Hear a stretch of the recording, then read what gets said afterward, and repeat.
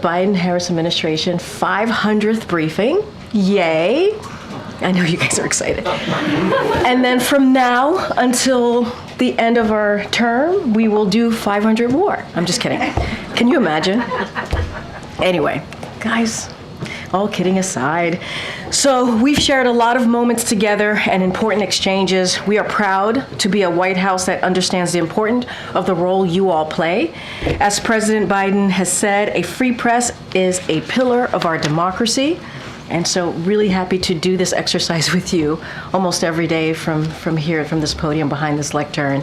And really, the freedom of the press is so incredibly important. And I think what we do almost every day shines a light to the world of how democracy works. And so thank you all for participating in that.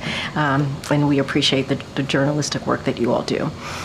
Today, the Senate took a major bipartisan step forward in making our kids safer online as our nation grapples with an unprecedented youth mental health crisis. There is undeniable evidence that social media and other online platforms have contributed to it.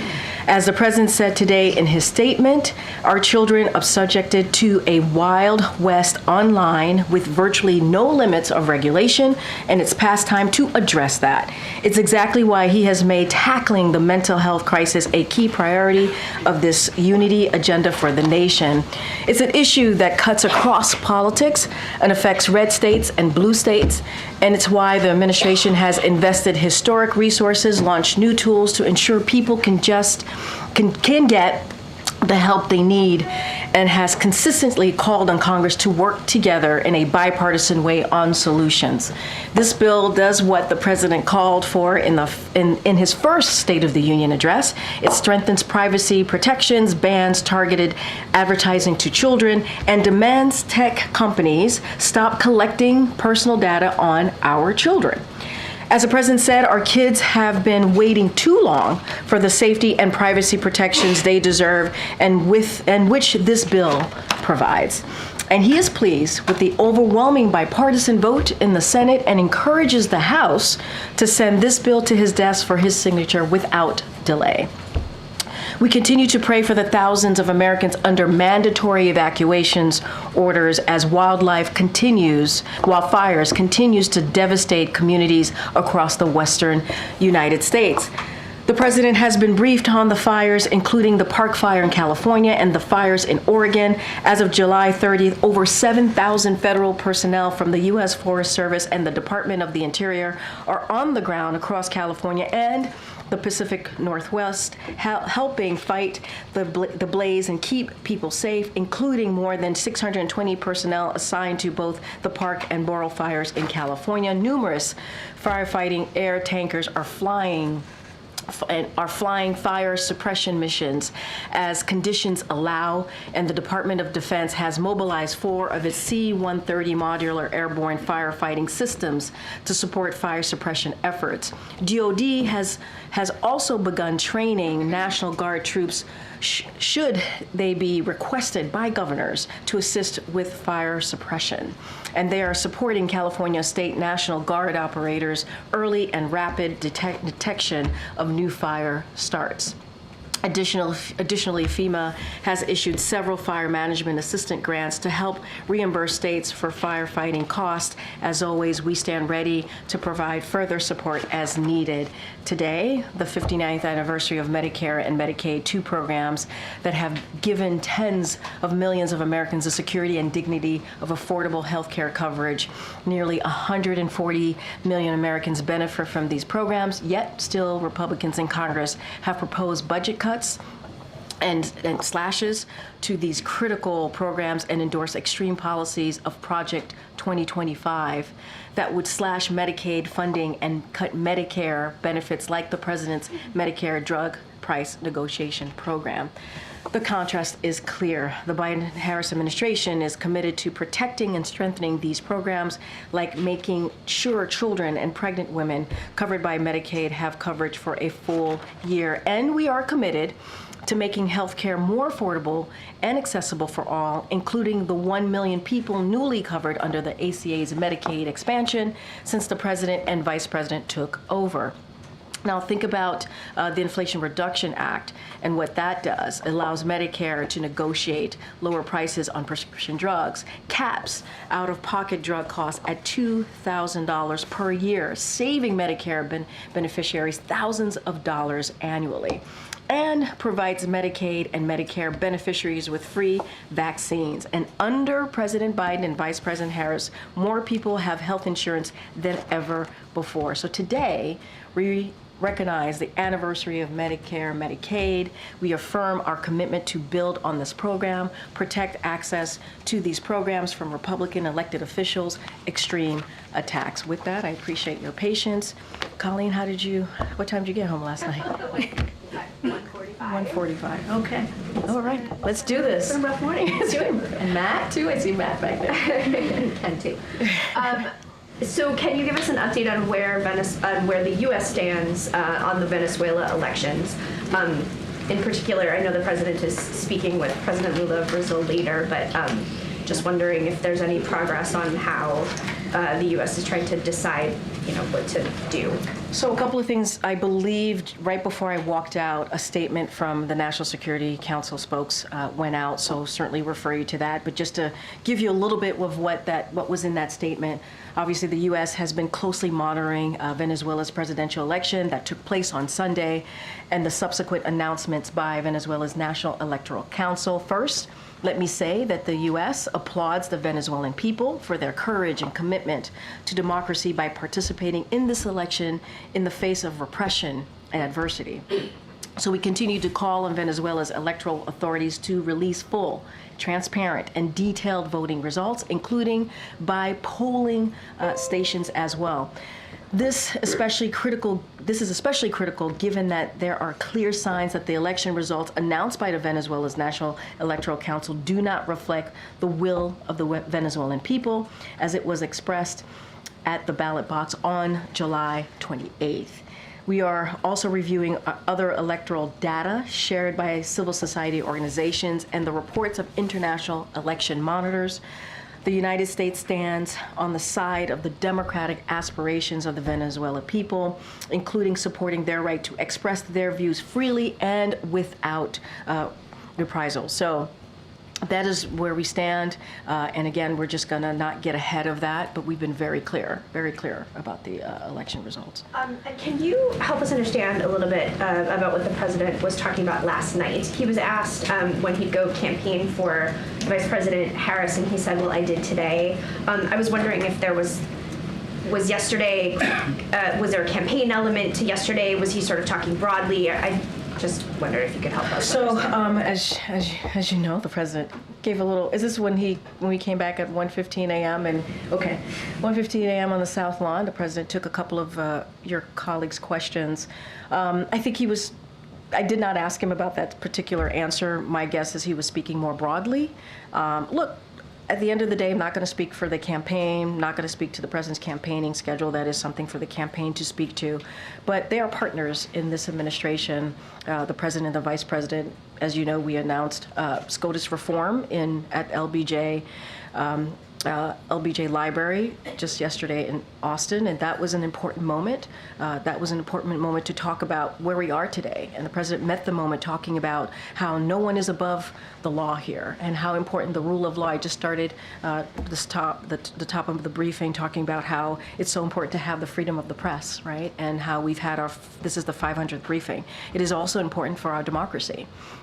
And so, obviously, the president and the vice president were partners in making that announcement in the sense of how they were going to move forward, of the three things that he laid out on what reform looks like for this administration. As it relates to the campaign, don't have anything specific to share, but this is certainly the Biden-Harris administration, and everything that we have done the past 3.5 years, we want to continue to do moving forward and continue to work on behalf of the American people. Okay. Thanks, Karine. Last night, the president said he's been talking to the vice president about her potential running mate. Could you just explain how often they've been talking to each other and when's the last time they spoke? So I'm going to be super careful, not going to speak to the running mate or anything like that. I'm not going to go beyond what the president shared. What I can say is and I have said this before, the president and the vice president talk regularly. They actually spoke about a day or two ago. They stay in touch, and that's going to continue as they not just because obviously the vice president is running, but that's going to continue because, as I said, she's a critical partner in what they do, but they do speak regularly, and I can assure you. Is there any color you could add about the kind of conversations, if there's, counseling, the president, advice he's been sharing with his vice president? So I'll say this. The president has been in the public service, as you know, for more than 54 years. As a senator, as vice president, he had the role, as you all know, for 8 years as vice president, and now he is president for 3.5 years and six more months of his term. And I think as as a leader of the Democratic Party as well, I think he always offers up advice, any type of little bit of wisdom that he has with experience on these multiple fronts that he's been able to lead this country. And so, I think that is certainly a role that he plays as well with the vice president. I'm not going to speak to the campaign, but certainly when the vice president became vice president herself, he offered his advice, his opinion, and also I would say was a mentor to her, but certainly not going to go beyond that. And where's the president when it comes to picking a new Secret Service director? Is this a very short list? Is he really broadening this search? Yeah, I think I was asked this question yesterday or very recently. Look, the president understands how important it is to fulfill this role, to have someone who's experienced. And so he's taking this very seriously, like he does any other appointment that he makes within the administration. Don't have anything for you on timing, on timeline. We don't have a personal announcement for you today, but certainly the president's taking this very seriously. And when we have locked in someone ready to make that announcement, certainly you all will know about it. Go ahead. You like ruined the first roll. What did I? I'm sorry. I apologize to you Reuters. and to everyone for that. Yes, it's always Reuters. Last time it was Steve. I take full blame for that. But we love you anyway. The Israeli strikes in Lebanon today. Do you view them as escalatory? Do you think they're an appropriate response to what we saw previously? So obviously we are aware of the reports out there that the IDF just conducted a strike against Hezbollah in Lebanon. And I leave it to Israel to speak for their own military operations. I do not have an immediate comment as this just happened. Literally just happened a few minutes before I walked out.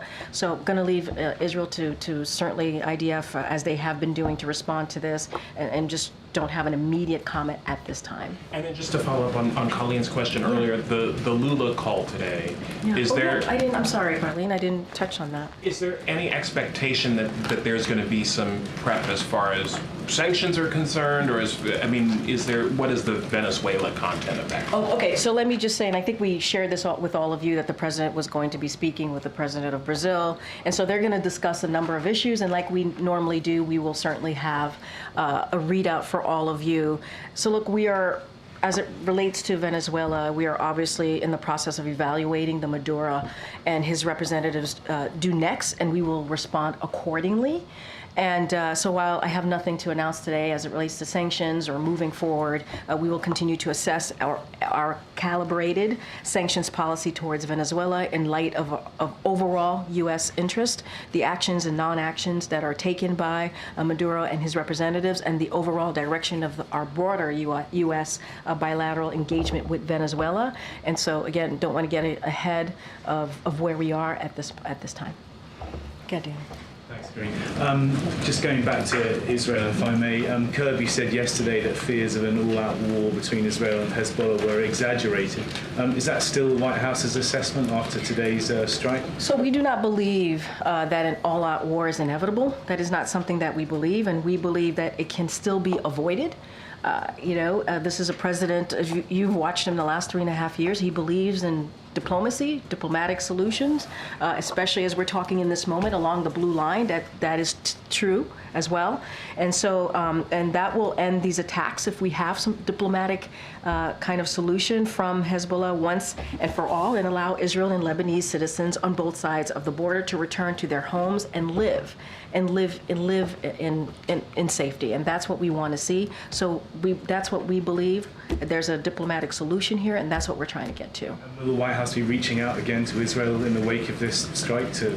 So, look, I don't have any, again, immediate reactions to this or immediate comments from us on this. We regularly talk to our counterparts here, regularly talk to our Israeli counterparts, our government, our counterparts there, and so that will continue. That is a regular daily conversation. I just want to be really mindful. I just don't have any immediate comment to today. Karine. Thanks, Karine. So what reason do you and the president have to believe that there is a diplomatic solution here? Because we have to continue to be optimistic here. I think it's important to have a diplomatic solution. We do not want to see an escalation. We do not want to see an all-out war. Those conversations happened, the diplomatic conversations. Obviously, I'm not going to get into private discussions from here, but it is important. It is important for the people of Israel. It is important for the Lebanese people to live in safety, to get back to their homes, and that's what we want to see. And then following up on something else the president said yesterday when he was asked about Supreme Court reform. Yes. What did he mean when he said that Speaker Johnson is dead on arrival? So look, he actually addressed this right in his speech, in his remarks. Yesterday he went right to it and talked about how his idea basically was dead on arrival, the Speaker's idea. He actually talked about it, and he said he reiterated what the Speaker said about the SCOTUS reforms announcement, and then he said that his idea was dead on arrival. So I would just refer you to the President himself and how he addressed this directly during his remarks when he was at LBJ Library. So he misspoke. I don't think he misspoke. I think he cleared what he meant specifically so people understood.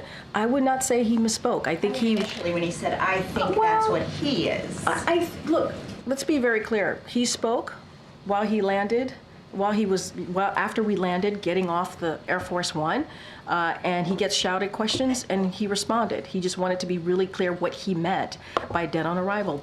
You've been there. You know how it happens. It goes back and forth. People can't really hear him sometimes. He can't hear you all, and that is something he wanted to make sure he was clear on his statement. But that was always his intent when he answered that question. Thank you, Karine. Yeah. Gotcha. Thank you, Karine. Is this Supreme Court proposal just an election year gambit? I will say this. I think if you read the Washington Post op-ed that the president put out yesterday, if you listen to his speech, he was reacting to what SCOTUS has been doing over the past couple of weeks, but certainly the last 2 years, starting from Dobbs and so many other important decisions that have come out of the Supreme Court. The Dobbs decision certainly was something that we talked about just 2 years ago, and he had a commission to take a look at the Supreme Court. He certainly appreciated the commission and what they did and the work that they've done. But when you have, a Supreme Court, and the president actually gave examples, right, of what the decision of immunity that they made recently, what that means for the president of the United States, and what we're seeing right now is not normal. And majority of Americans agree with us, right? What we're seeing that the Supreme Court is not normal. And the president spoke to that at length. He went to the LBJ Library because of the historic nature of that library, the 60th anniversary of the Civil Rights Act, and there's so much here that's at stake, and so that's why he wanted to do this. This is about the right thing to do. This is about meeting the moment that we're in. This is about reacting to what the SCOTUS did. He said in his op-ed, American democracy is founded on the rule of law. No one, not the president, not the Supreme Court, are above the law. And in the wake of the Supreme Court ruling, for example, it grants presidents immunity for crimes committed in office and gut fundamental freedoms recognized for more than 50 years. And so he wanted to take action on that. And, you know. Why would he not then read in top Democrats, including the Senate Judiciary Chair, about this effort? Here's the thing. Majority of Americans want to see this. They want to see some form of reform.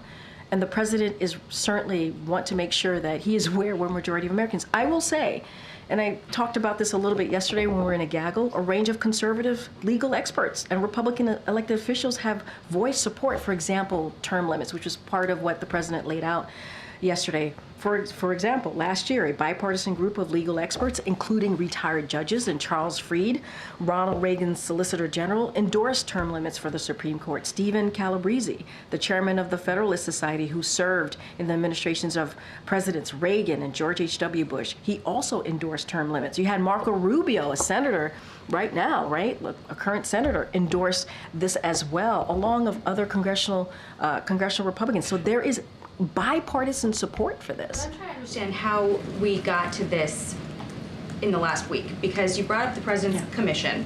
His commission also found on term limits that a statutory change for term limits, for instance, would be inherently unstable, underscored constitutional doubts, said that the composition would generate greater uncertainty and distress. The president himself, on the campaign trail in 2020, said about term limits, presidents come and go, Supreme Court justices stay for generations.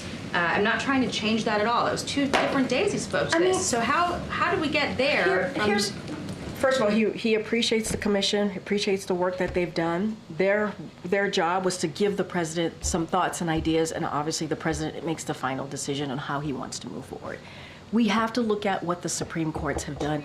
Wait. That was 2021. You gotta let me answer the question. I'm not done. Let me finish the question. In the past several weeks, the actions that the Supreme Court has taken in undermining democracy and the rule of law, that's important. The president felt he needed to address this. Remember, we were supposed to go to LBJ Library 2 weeks ago. And we went 2 weeks ago this past Monday, yesterday. And so the president still wanted to move forward, still wanted to make sure he addressed this important issue. I mean, just look at what the Supreme Court has done these past few weeks. Endorsing eliminating the filibuster then. I mean, look, he laid out the 3 ways that he wants to move forward. We're going to have hopefully a healthy debate with Congress on what this is going to look like. This is going to be legislation that we want to move forward with. And I will say this, you know, one of the reasons the president ran in 2020 was because of what he saw in Charlottesville, was because of the fear of, wanting to make sure that we protect the soul of our nation. That was part of it. And just look at what's happened, the last several years and the actions that the Supreme Court has taken. I mean, this is a president that was on the Judiciary Committee for almost the 36 years that he was president, right? If you think... Yes, on the filibuster? No, I actually answered this. I said, we're going to have a healthy debate with Congress on what this is going to look like. The president laid out the 3 ways that he sees moving forward. There's not going to go beyond those 3 measures that he's laid out, but we're going to have a healthy debate, and that's what's important here. Filibuster's no question. I just said we are going to... Welcome's a question on filibuster. We welcome a healthy debate on how to move forward. He put forth three ways to move forward on this, on really dealing with SCOTUS reform. And I just laid out some conservative legal experts who agree with us, at least on the term limits. They've been very clear as well. Okay. Former President Trump did an interview where he said that maybe being called a threat to democracy was a cause of his being shot. How would the president respond to that? What I will say is the president has always been very clear when it comes to violent political rhetoric. There's no place here in this country, in our nation for it. He's always spoken about that. He's spoken about that for the past, the past several years throughout his career. And, right after the assassination attempt, the president said, he even made an address in the Oval Office and talked about lowering the temperature. He talked about getting to the bottom of this, having an independent investigation, and how important it was to do just that. And I talked about Charlottesville. We saw how the president spoke against January 6th. The day that, and I remember this, the day that January 6th happened in 2021, the president was then president-elect. He was supposed to talk about the economy. He took that opportunity to denounce what happened. 2,000 people went to the Capitol. A mob went to the Capitol. Officers, law enforcement officers were harmed. Some of them lost their lives afterwards. And he condemned that. He condemned the political violence. And they were doing that because they were trying to overturn free and fair elections. When Paul Pelosi was attacked by a hammer, the president also spoke out about violent political rhetoric and where we will, what happened, how horrific that was. And violence has no place in this country. So if anything, this is a president has been constantly and proactively called out on all Americans to come together and oppose political violence, regardless of our views. He's had a little more than a week now to contemplate his change in status, not being a candidate, but being the sitting president. Has he described to you ways he wants to use the time perhaps differently since he doesn't have the campaign obligation? Yeah, I think, look, we have six more months left. And the president is certainly very much thinking through what that's going to look like as far as delivering for the American people. His job doesn't stop, it continues. We've had an unprecedented record for 3.5 years on things that we were able to accomplish, whether it's the economy, being the strongest, having the strongest economy in the world, leading the world, whether it is foreign policy, making sure that we are, again, rebuilding those relationships with our partners and allies. That's something that he's been able to do. Healthcare, I just talked about Medicaid and Medicare at the top. There are many ways that the president wants to continue. The Supreme Court reform announcement that he made was also really important. Majority of the Americans care about that. You will hear more from this president. He will articulate what the next 180 days or so or less looks like. He is going to take this very seriously. You see less travel. Often it's an official event and campaign coinciding. So would he be based here more, do you anticipate? So look, I think Matt was asking me this question in the gaggle yesterday, recalibrating. And yes, there's a little bit of recalibrating here, right? And that is the honest truth. So we're trying to figure out what that's going to look like. The president is thinking about this in the way that he does, right? On behalf of the American people, putting them first. And so we'll have certainly more to share. Obviously, the president enjoys being out there, talking directly to the American people. I think that's one of the ways that we are more effective, right, when the president gets out there. Can't speak to the campaign. That's something that the campaign can speak to. But the president wants to get out there. He wants to speak directly to the American people. He wants to continue to deliver. And you will hear him articulate that more, I will predict in the short order. We saw the president meet briefly with Congressman Doggett of Texas on the tarmac yesterday. I wondered if you just had a readout of that conversation, given Doggett's status as the first Democrat to call for him to withdraw. And just broadly speaking, is the president's relationships with some of these members affected by them if they were among the 30 or so to call for the president to withdraw before his decision? You kind of answered that question yourself. President Doggett was there on the tarmac reading the president. I'm not going to go into private conversations. That's something that I do and will do from here. We've done for the past 3.5 years, so we're going to continue with that. But I think you saw them greet each other. Look, this is a president, and I've said this many times. He believes in, reaching across the aisle, for example, and working with Republicans who say he can't get things done, right? This is a president who understands that the Democratic Party is big, and there are many, many thoughts, and that's what makes our party, I think, so unique and important, because we have different ideas, because we have different thoughts. And the president understands, they had their opinion. There were Democrats who had their opinion. He obviously had his. And he appreciated we were able to have an unprecedented historic record because of the relationships that he's had with these Democratic members. I don't think that will change. Going back to the Are Venezuela. you new to the? Yes. Oh. Stephanie. Hi, Stephanie. Hi, Stephanie from Bloomberg. Nice to Yes. see you. Thanks for This is your first time in the briefing room? Not my first time, but Okay. I'm asking a question. Oh, so okay. Thank you for that. All right, here we go. Going back to the Venezuelan elections, Sure. is the president using the call with Lula as an intermediary to deal with the election results? And what kind of assurances is he looking for from his Brazilian counterpart about Maduro's promises to release? So they're going to be, I believe, speaking shortly, if it hasn't started, with the president of Brazil.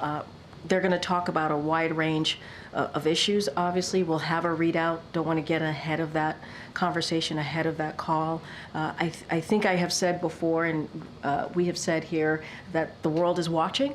We're not going to get ahead of the process. I think you saw the statement from NSC spokes. You heard what I said at the top, and so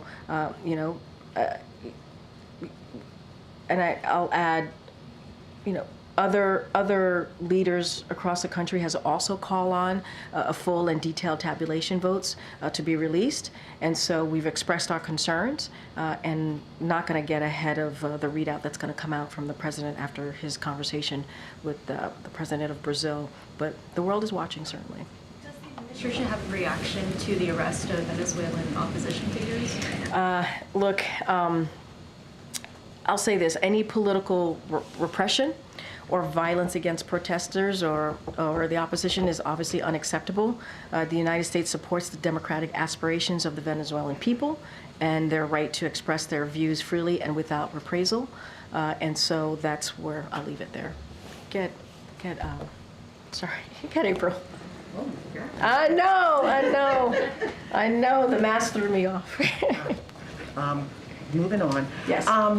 Karine, why is President Biden not going to the NABJ convention after originally thought, and is the Vice President going this week to the NABJ convention? So the NABJ convention decision was done by the campaign, so I would have to refer you to the campaign on both of your questions about the president and the vice president, as obviously the president is no longer a candidate.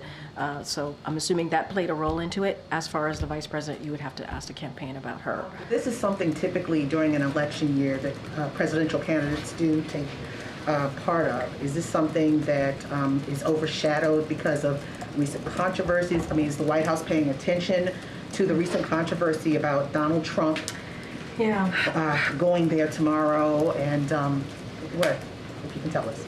So look, I'm certainly not going to comment on the former president's campaign stops. That's a campaign stop for him. And the NABJ, they make their own decisions on guests, so certainly that's for them to speak to. What I can say more broadly about us and how we as an administration, taking away the campaign just as an administration, what we've done for the last 3.5 years, we appreciate the importance of speaking to all Americans, including African Americans, Black Americans as well. That's why we have always been very, very direct and very focused on speaking to both local and national Black-owned outlets. That is something that not just the president and the vice president has done. Many of his their senior folks have done as well, senior White House officials. And so we understand the importance of Black Americans to hear directly from this administration, and we have done that. And not just Black Americans, but all Americans. And so that is certainly something that we will continue to do, and we take that very, very seriously. As far as the NABJ, that is something for them to speak to, and the campaigns to speak to directly. Again, Michael. Karine, thank you. I want to talk about Israel and Gaza. The regional director for the World Food Programme said right now the biggest challenge is we don't have enough crossing points to bring the food in. We need road access, we need the Rafah crossing to reopen again, we need Kerem Shalom to work better, we need law and order. Did the president bring that up with Netanyahu in his meeting last week? So look, I don't have anything more to read out to you from what we put out from our readout of their conversation. I will say this is why it is so important to get that hostage deal. This is obviously one of the main point of conversations that the president had with the prime minister. The president understands how important it is to get a ceasefire. He understands how important it is to continue to get humanitarian aid into Gaza. That is something that the United States has led in that effort. And so we want to see that. We want to see an influx of humanitarian aid. That's why we've been trying to do this by air, by sea, by land. And so conversations about the crossings, conversations on making sure trucks go through is certainly daily, regular conversations that our counterparts here have with the Israeli government, and will continue to do that. But it is incredibly important to get this ceasefire deal, and we've been working on this 24/7. And I'll say this, and we've said this before: the gaps have certainly narrowed, and that's important. But there's still some work to do, and we're going to get to that work and try to make sure we do everything that we can to get this done. Is the US worried that an increased Israeli focus on fighting in the north could lead to a worsening humanitarian situation in the Gaza Strip? I mean, look, we believe that there's no need for this to escalate, right? We have said that. I said that at the top, answering to one of your colleagues answering a question. And look, we understand that the humanitarian situation is dire in Gaza. That's why the president, this administration, has led in getting humanitarian aid in. That's why we're continuing to work on this hostage deal, get a ceasefire, and we're going to continue to do so. And it was an important conversation that the president had with the prime minister. Thank you, Karine. Two questions. The first is on those IDF strikes. I know that you said that the strikes just happened, so you can't comment specifically on those, but broader on the trajectory of this conflict. It's been the goal of the U.S. not to have the war widen since October 7th, and President Biden and Prime Minister Netanyahu just sat down together last week. Was his team surprised by what's happened in recent days? So again, I'm not going to get into immediate comment on the IDF strike. So that's not something I'm going to do at this time. And again, we speak to escalation, potential escalation, the questions I've gotten about all-out war, we do not believe that an all-out war is inevitable, and we believe that it can be avoided. And that's why it's important to get to a diplomatic solution here. And so, did the president get any sense during that meeting last week that a diplomatic solution was within reach? We want to work and focus on getting that diplomatic solution along the blue line, and that is important. We want to see these attacks from Hezbollah end, and for all and allow Israelis and also Lebanese citizens on both sides of the border to be able to return homes to their lives and to live in safety. And so that's what we want to be. That's what we want to be. And so diplomatic solution is the way that we want to see the direction of this. And we do not believe that an all-out war is inevitable here. But as it relates to the strikes that just occurred, I just don't have any immediate comment on this at this time. And then on the personnel front, President Biden obviously himself served as the vice president for 8 years. He handpicked Kamala Harris for that role nearly 4 years ago. What level of input, if any, has he provided as she undergoes that same decision? Look, he was asked this question directly, the president, at 1:15 a.m. on the South Lawn. He responded to it, so I'm going to let the president's words speak for itself. I don't have anything beyond that. Go ahead, Karen. I'm going to try this, and knowing that you can't answer, but I'm going to ask you if you can answer from the president's perspective, how he feels about the vice president's first week plus out on the campaign trail. What does he think about the fundraising she's done, the events she's done, and what he has seen so far? I'll say this. Obviously, the president, and also being mindful about talking about an election. Obviously, the president endorsed Kamala Harris, the vice president, for a reason. He thought she would be ready on day one. This is someone who was a senator, who was an attorney general for the largest state in the country. She has been, obviously, a vice president for almost 4 years. She is immensely qualified, and the president, having been a senator and a vice president himself, understands what it takes, and he sees that in her. So I would say he's not surprised. And I'm going to leave it at that to not get myself in too much trouble. Is he watching any of the Olympics? Like, have you taken in anything? Is he my phone is blowing up? So, what is It's been great so far. The Olympics has been so great. Look, the president and the first lady are certainly proudly cheering on Team USA. As you saw, the first lady traveled to, traveled to Paris to lead the delegation, the U.S. delegation for the opening ceremonies, and cheered on Team USA. And you saw her out there being very supportive. And so the president certainly is proud of all the athletes competing on behalf of the U.S., on behalf of our nation, and he's going to continue to cheer them on. Karine, following up on that, did the president see the Last Supper controversy at the Olympics? Do you know? Did he see I don't have anything. The Last Supper I appreciate the controversy? question. I just don't have anything to share. Millions of Christians across the globe were offended by it. The president's a Christian. Was he offended by it? But was the president offended by it? I just answered the question. Can I just ask him? Did he see it? I don't have anything else to add. Did he see it? Thank you so much. I have a couple of foreign policy questions, but just to follow up on Jackie's question. If Supreme Court reform does not pass, and it seems unlikely under this Congress that it will, what does the president hope his effort will accomplish? Is it to get the American people used to the idea of the need of reform? Is it a message to Justice Roberts? What does he think this could this would lead to? I will say majority of the American people support and want to see reform, right? They want to see this. This is where majority of Americans are. And I will say this, the president and the vice president believe that the rule of law is the foundation of our democracy. It is the foundation of our democracy, which is why the president took action yesterday, and he's calling on Congress to do the same. Now, what we welcome is a debate. As we've seen many times as the president introduced legislation or some ideas on how the direction of a legislation that's important to the American people. We see a healthy debate. I listed out moments ago when I was having a back and forth with Jackie here, conservative legal experts who support, for example, term limits. And so I think that was important to note. Senator Marco Rubio, who I also mentioned, who's obviously a current senator in the U.S. Senate, supports term limits. So there are ways that we can work together. I'm not going to get into what that legislation is going to look like. We're going to have a healthy debate. We think that's important. But we're talking about the rule of law here. We're talking about the rule of law, which is the foundation of our democracy.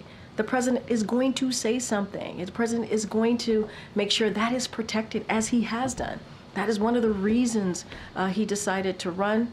That is one of the reasons of the work that we were able to do. 2022, the rule of law, democracy, was one of the top issues that Americans cared about. Would it also be a message to Justice Roberts? I'm not going to get into messages to the Chief Justice. That's not what we're talking about here. We're talking about the right thing to do. We're talking about the right thing to do here. And on the foreign policy side, there's reporting that North Korea could conduct another nuclear test to coincide with the U.S. election, the presidential election. How concerned is the administration about this? Is this a real threat? Do you have a message to Pyongyang? I'm just not going to get into hypotheticals from here. What's your next question? On today's sanctions on Iran that Treasury announced, individuals and entities related to its ballistic missiles and drones program. Can you speak about the timing? Today, the Iranian new president is being sworn in by the parliament. So look, what I can say, this is something that the Department of Treasury did. They announced new sanctions, as you just said, targeting 5 individuals and 7 entities based in Iran, the PRC, Hong Kong, that have facilitated procurements behalf of Iran's military forces. The designated entities have been involved in procuring key components of Iran's ballistic missiles and UAV program.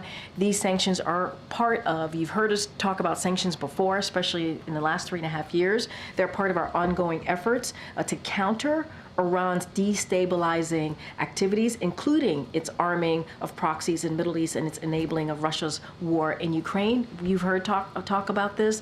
Again, this is part of announcements that ongoing efforts that we've had here in this administration, and that's how I would view it. Nothing specific on the time. It's ongoing. This has been ongoing sanctions that we've had throughout this administration. Yeah. Okay. Oh, go ahead. Has the president met with leaders Schumer and Jeffries about legislative priorities for the remainder of this 6 months as you discussed? Yeah, don't have any meetings or conversation at this time to read out or lay out on conversation specifically on the next 6 months.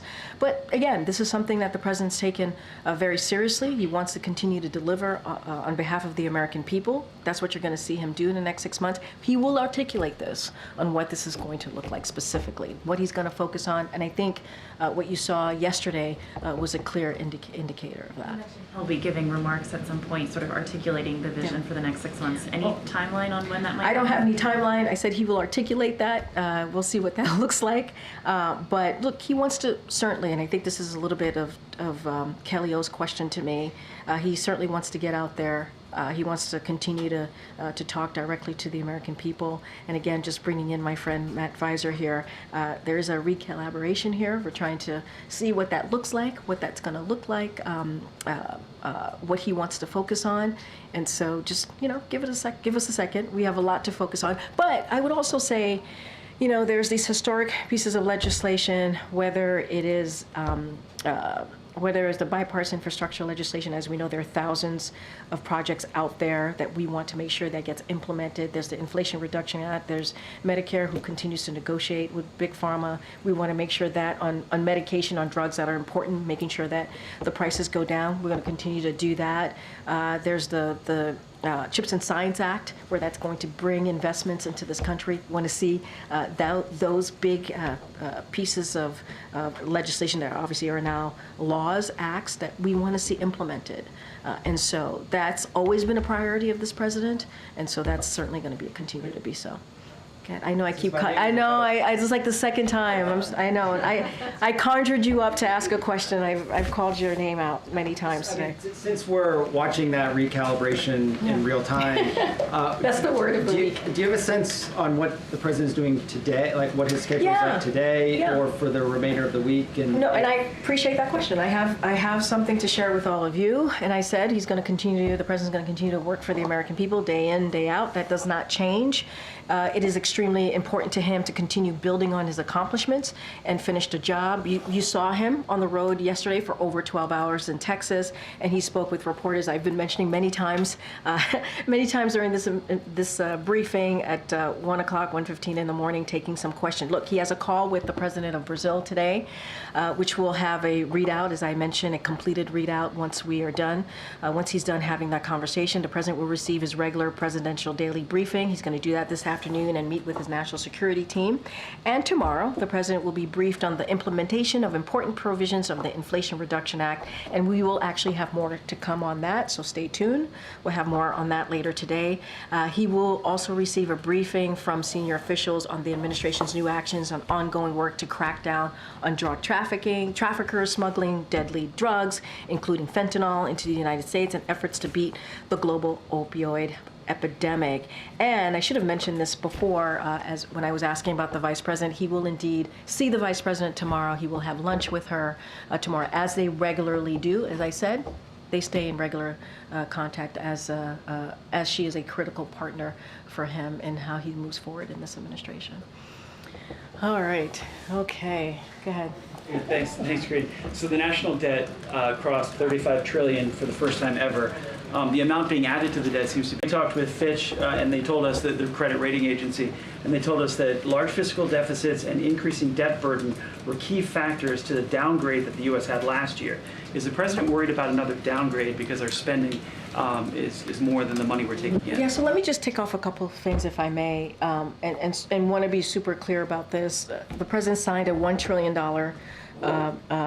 of deficit reduction into law, and his budget would lower the deficit by another $3 trillion by making billionaires and biggest corporations pay their fair share and cutting spending on special interests. That was an action that the president did. The prior administration increased the debt. Let's not forget what the prior administration did, by a record $8 trillion, and didn't sign a single law to reduce the debt deficit. And that's what we're dealing with right now. And on top of that, you have congressional Republicans that to continue to want to blow up the debt, again with $5 trillion more in Trump tax cuts, while making hardworking families, pay the price by cutting Social Security, Medicare, and Affordable Care Act. And we want to do the opposite, right? The president's economic agenda, we want to make sure that we put middle-class family first, hardworking families first, and congressional Americans want to give more tax cut to the rich, to the billionaires, to the corporations. So the president has taken action to try and lower the deficit, and Republicans want to balloon that. And $8 trillion from the last administration, and they did nothing to try to make sure that we lower the deficit. So you're saying that we crossed $35 trillion because former President Trump's administration, I mean, that was 4 years ago, the debt keeps increasing. Yeah. At what point? The fact is, $8 trillion was what the increase in debt was what the last administration did, the Trump administration. They didn't put forth any type of legislation to counter that. They didn't. They just let the debt balloon by $8 trillion. That's what they. But that's what they did. The president. But what for the last 3 years. And what I'm saying to you is like we can't discount what happened in the last administration, and we can't discount what this president is trying to do to make sure that we address this. $1 trillion in deficit reduction into law. That's what the president signed.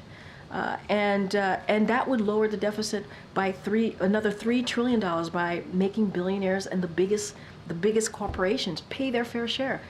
Republicans are offering the opposite of that. So I think policy matters. What we've been able to get done matters. I'm not discounting what you're saying. I'm just saying the president is actually working to lower the deficit, and Republicans want to do the opposite. That is where we are when we think about the policy. That is where we are. And I think that matters as well. I know I have to get going. Go ahead, sir. Thanks, Karine. In the beginning, you mentioned the importance of press freedom, like the case of Evan Gershkowitz, Austin Tice, Yu Dong. We see that the press freedom itself is extremely important issue worldwide. In the case of Mongolia, considering the fact that the foreign minister of Mongolia visited just 7 days ago, it seems like there's an increased fear of the degradation of press freedom within the country. In the case of Universitet Naran, Mungpar Cholendorj, it is a big concern.